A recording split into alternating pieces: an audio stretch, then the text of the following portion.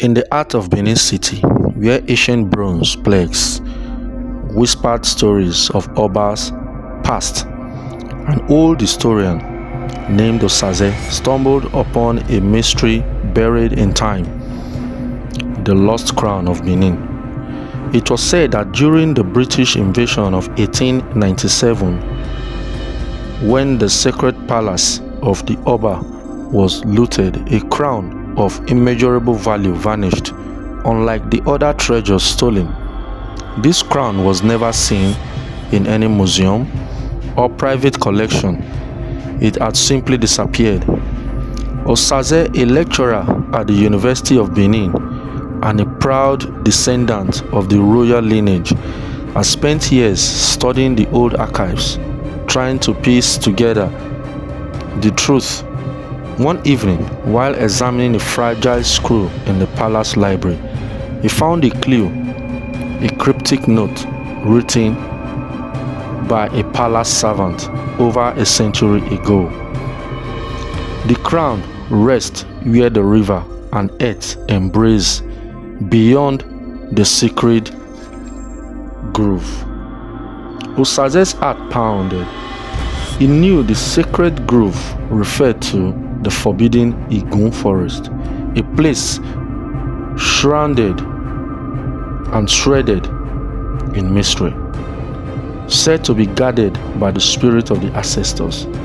The next morning, he sought an audience with the Oba, the ruler of the Benin Kingdom. The Oba, a dignified man with piercing eyes that carried the wisdom of his ancestors, listened intently. After a moment of silence, he nodded. "You may go, Osaze, but know this: the spirits do not take kindly to intrusions.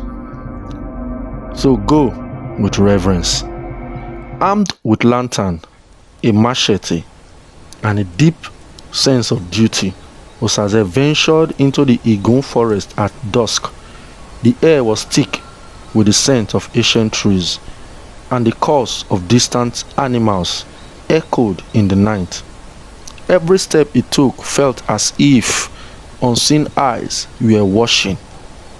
As he reached a small river within the forest, he noticed something unusual: a mound of earth overgrown with moss at the river bank. His hands trembled as he cleared the soil, revealing an old wooden chest covered in Edo carvings.